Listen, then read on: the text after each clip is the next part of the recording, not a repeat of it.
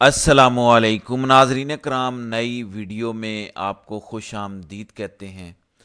ہر گزرتا دن قاضی فائز عیسیٰ کو ان کی مدت ملازمت میں توسیع سے دور کرتا جا رہا ہے۔ وہ آئینی ترمیم جس کے ذریعے قاضی صاحب کو اپنی ایکسٹینشن کی آخری امید تھی، وہ آئینی ترمیم کی کہانی ختم ہو چکی ہے۔ آج سے ٹھیک 18 دن پہلے حکومت نے اتوار کے دن یعنی چھٹی کے دن قومی اسمبلی کا اجلاس بلایا اور فٹافٹ آئینی ترمیم منظور کرنے کا پورا پلان بنایا گیا۔ فضل الرحمان کے انکار کے بعد اس دن کم از کم آئینی ترامیم کا معاملہ ٹل گیا۔ اب چونکہ قاضی صاحب کی مدت ملازمت میں صرف 15 دن رہ گئے ہیں، اب پی ٹی آئی کو اس آئینی ترمیم کے حوالے سے اب تک کی سب سے بڑی فتح ملی ہے، سب سے بڑی کامیابی ملی ہے۔ پچھلے چند گھنٹوں میں آئینی ترمیم پر تحریک انصاف نے سارا منظر نامہ ہی تبدیل کر دیا ہے۔ تفصیلات سے میں آپ کو آگاہ کرتا ہوں۔ دوسری امپورٹنٹ خبر ہے کہ قاضی صاحب کے خلاف پی ٹی آئی نے فائنل راؤنڈ شروع کر دیا ہے۔ وہ اعلان جس نے قاضی کی نیندیں اڑا دی ہیں، پی ٹی آئی کی جانب سے پچھلے چند گھنٹوں میں وہ اعلان ہو چکا ہے۔ اس خبر پر بھی آگے چل کر بات کرتے ہیں۔ سب سے پہلے قاضی صاحب کے لیے وہ آئینی ترمیم جو حکومت پچھلے 18 روز سے کرنے کی کوشش کر رہی تھی، پچھلے چند گھنٹوں میں پی ٹی آئی نے اس آئینی ترمیم کو اڑا دیا ہے۔ اس پر بات کرتے ہیں۔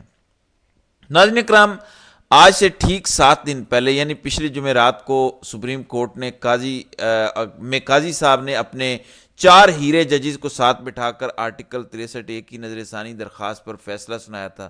یعنی قاضی صاحب نے حکومت کو موقع دیا تھا کہ کسی طرح سے آپ اگلے 24 سے 48 گھنٹوں میں آئینی ترمیم کر لیں، اور جمعرات والے دن جب سپریم کورٹ نے یہ فیصلہ دیا تو یہ خبریں گردش کرنا شروع ہو گئیں کہ اب تو آئینی ترمیم بڑی آسانی سے ہو جائے گی، کیونکہ سپریم کورٹ نے اپنا ہی ایک ماضی کا فیصلہ صرف اس وجہ سے کالعدم کیا تاکہ پی ٹی آئی کے کچھ لوگوں کو توڑا جا سکے۔ جو آرٹیکل 63(a) کی نظر ثانی والا فیصلہ سپریم کورٹ نے کالعدم قرار دیا، اس فیصلے میں یہ لکھا کہ اب اگر پی ٹی آئی کا کوئی رکن نون لیگ کو اس آئینی ترمیم پر ووٹ دیتا ہے، حمایت کرتا ہے، تو اس کو ڈی سیٹ نہیں کیا جا سکتا۔ حالانکہ ماضی میں سپریم کورٹ کا ہی اپنا فیصلہ ہے کہ اگر آئینی ترمیم پر، بجٹ پر، وزیر اعظم کے انتخاب پر یا 2-4 اور چیزوں پر کوئی رکن قومی اسمبلی اپنی پارٹی پالیسی کی خلاف ورزی کرے گا تو اسے ڈی سیٹ کیا جائے گا۔ بہرحال قاضی صاحب نے شہباز حکومت کو یہ موقع دیا، چانس دیا کہ کسی طرح سے قاضی صاحب کے لیے ایکسٹینشن کا منصوبہ مکمل ہو جائے۔ جمعرات والے دن سپریم کورٹ یہ فیصلہ دیتی ہے، لیکن آج بدھ ہے، یعنی 7 دن گزر گئے، وہ آئینی ترمیم منظور نہیں ہو سکی۔ سپریم کورٹ کے اس فیصلے کے باوجود شہباز حکومت نے قومی اسمبلی کا، سینٹ کا اجلاس نہیں بلایا اور نہ ہی آئینی ترمیم کے حوالے سے کوئی پیش رفت ہوئی۔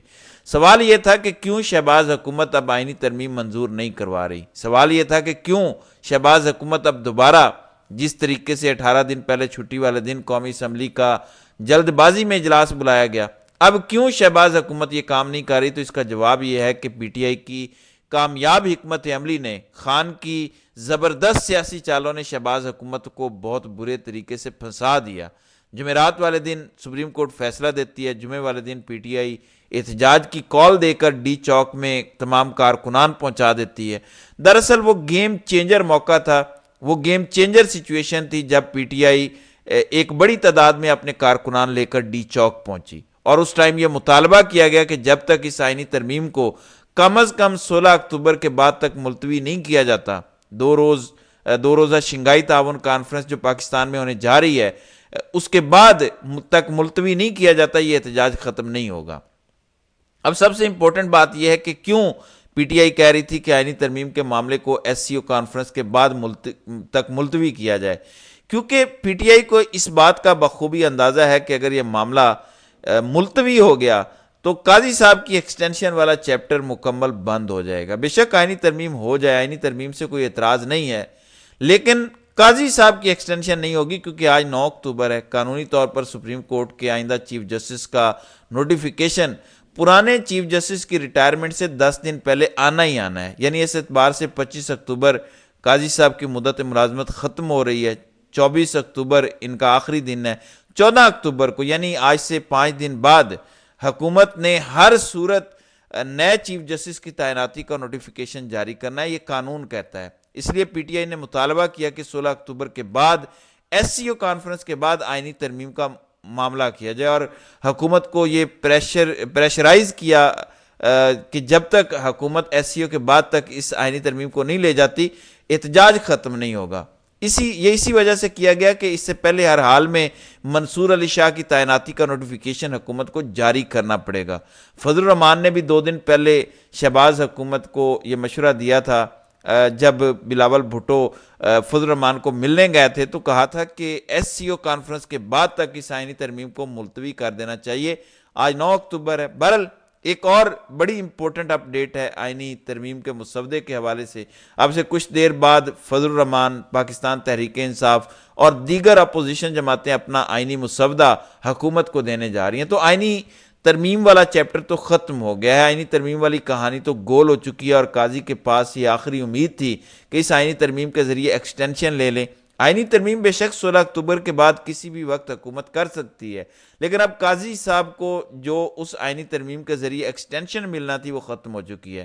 قاضی صاحب کو بدترین شکست ہوئی اور فتح یاب ہوئی ہے پی ٹی آئی، کیونکہ پی ٹی آئی اور خاص طور پر خان نے یہ جو احتجاج پلان کیا جمعے والے دن، کیونکہ خان کو اس بات کا اندازہ تھا پیر والے دن، جس دن آرٹیکل 63A کی نظر ثانی درخواست پر پہلے دن سماعت ہونی تھی، جب منیب اختر کے انکار کے بعد یہ سماعت ایک دن ملتوی ہوئی، خان کو بخوبی اندازہ تھا کہ قاضی صاحب آرٹیکل 63A کی نظر ثانی پر کیا فیصلہ دیں گے۔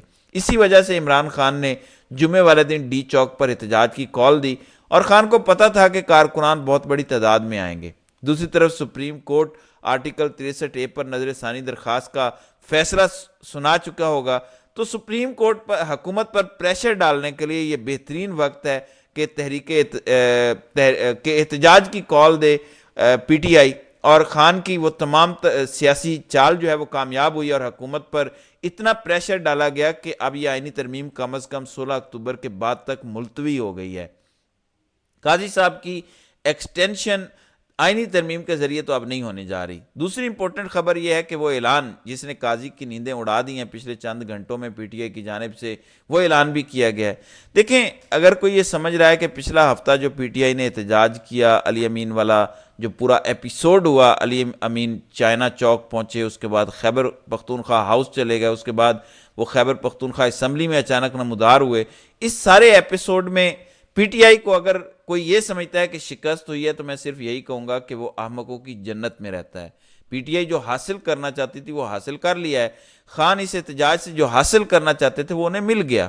آئندہ آنے والے دنوں میں یہ سارا منظرنامہ لوگوں کو سمجھ آ جائے گا، کیونکہ پاکستان کی سیاست میں جو کچھ نظر آتا ہے دراصل وہ ہوتا نہیں ہے، ہوتا وہی ہے جو پس پردہ چل رہا ہوتا ہے، جو عام آدمی کو پتہ نہیں ہوتا۔ اور اس ٹائم جو کہانی پس پردہ چل رہی ہے، میں یقین سے کہہ سکتا ہوں کہ عام آدمی کو سمجھ نہیں آ رہی، کیونکہ پی ٹی آئی کو پچھلے چند گھنٹوں میں بہت بڑی کامیابی ملی ہے۔ پہلی کامیابی تو یہ تھی کہ آئینی ترمیم والا معاملہ شہباز حکومت پر پریشر ڈال کر 16 اکتوبر سے آگے پی ٹی آئی لے گئی۔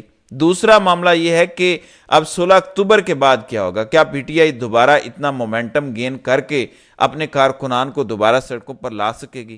اب خان کے ساتھ ملاقاتوں پر پابندی ہے۔ سوچئے کہ کیوں خان کے ساتھ 18 اکتوبر تک حکومت یا ریاست نے پابندی لگائی، کیونکہ اگلے 9 سے 10 دن بڑے امپورٹنٹ ہیں۔ ریاست قاضی صاحب کو بچانا چاہتی ہے، خان قاضی کے خلاف فائنل راؤنڈ شروع کر چکے ہیں۔ اب عمران خان نے اسٹریٹجی دی تھی پی ٹی آئی کے وہ تمام تر لیڈر جو اس ٹائم گراؤنڈ میں موجود ہیں کہ اگر یہ پہلا احتجاج کا راؤنڈ کامیاب ہو گیا، حکومت 16 سے آگے آئینی ترمیم والے معاملے کو لے گئی، تو 16 اکتوبر کے بعد پی ٹی آئی احتجاج کے دوسرے راؤنڈ کا اعلان کر دے۔ یعنی اگر میرے سے ملاقات ہو رہی ہوگی، مشورہ ہو رہا ہوگا یا نہیں ہو رہا، in both cases P T I کی لیڈرشپ کو خان نے یہ ہدایت دی تھی کہ ہمارے احتجاج کا سیکنڈ راؤنڈ 16 اکتوبر شنگھائی کانفرنس کے بعد شروع ہوگا۔ تو پی ٹی آئی نے پچھلے چند گھنٹوں میں قاضی صاحب کی نیندیں حرام کر دی ہیں، کیونکہ اگر حکومت یا ریاست کا کہیں نہ کہیں یہ پلان تھا کہ 16 اکتوبر کے بعد قاضی کی ایکسٹینشن کے لیے کوشش کی جائے، تو پی ٹی آئی نے اس کوشش پر بھی کاری ضرب لگائی ہے۔ پچھلے چند گھنٹوں میں پی ٹی آئی نے دوبارہ اسلام آباد میں احتجاج کی کال دے دی، اور یہ احتجاج بڑا منفرد ہونے جا رہا ہے۔ 16 اکتوبر سے لے کر آگے کا پورا شیڈیول پی ٹی آئی نے دے دیا ہے کہ پہلے سرگودا، پھر بہاولپور، پھر لاہور اور پھر ملتان میں احتجاج ہوگا، اور پنجاب کے مختلف اضلاع میں احتجاج کر کے جو فائنل کال ہوگی 24 اکتوبر کی وہ ہوگی ڈی چوک کی۔ اب آپ ٹائمنگ دیکھیں، 24 اکتوبر قاضی صاحب کی مدت ملازمت کا آخری دن، اس دن پی ٹی آئی احتجاج کر رہی ہوگی ڈی چوک پر، اور پورا منظرنامہ وہی ہوگا جو آپ نے جمعہ ہفتے کی درمیانی شب دیکھا، تو یہ جس نے اسٹریٹجی دی ہے، گو خان نے اسٹریٹجی دی ہوگی، ایک زبردست کام کیا۔ اگر حکومت کا کوئی ارادہ بھی قاضی صاحب کی ایکسٹینشن کا ہوگا، کیونکہ اس ٹائم قاضی کی ایکسٹینشن پل صراط کو کراس کرنے سے کم نہیں ہے حکومت کے لیے، نہ صرف پی ٹی آئی کا رد عمل اس پر ہے، فضل الرحمان بھی ہیں، پھر ریاست کے لیے سب سے بڑا مسئلہ وکلاء تنظیمیں ہیں۔ جتنی بڑی تعداد میں وکلاء تنظیمیں قاضی صاحب کی ایکسٹینشن کے خلاف میدان میں آ رہی ہیں، اگر پی ٹی آئی احتجاج کی کال دیتی ہے تو اس سے پہلے تک نئے چیف جسٹس کی تعیناتی کا اگر نوٹیفیکیشن جاری نہیں ہوتا تو قاضی کے خلاف اس احتجاج میں صرف پی ٹی آئی اکیلی نہیں ہوگی، وکلاء تنظیموں کی بڑی تعداد ہوگی۔ تو کسی صورت قاضی کے لیے ایکسٹینشن آسان نہیں ہے، کسی صورت بھی شہباز حکومت قاضی صاحب کو آرام سے سہولت نہیں دے گی۔ سو اگلے 8 سے 9 دن بڑے ہنگامہ خیز ہونے جا رہے ہیں۔ بہرحال پی ٹی آئی یہ آئینی ترمیم کا معاملہ ملتوی کروانے میں کامیاب ہوئی ہے، یہ پی ٹی آئی کی فتح ہے۔ اب 16 اکتوبر کے بعد جو پی ٹی آئی احتجاج کے دوسرے راؤنڈ میں داخل ہو رہی ہے وہ بھی دیکھنے والا ہوگا، تو دیکھتے ہیں کہ آگے آگے ہوتا ہے کیا۔ تو ناظرین کرام، آپ کی اس ویڈیو کے حوالے سے کیا رائے ہے؟ آپ اپنی رائے کا اظہار کامنٹ سیکشن میں ضرور کیجیے گا۔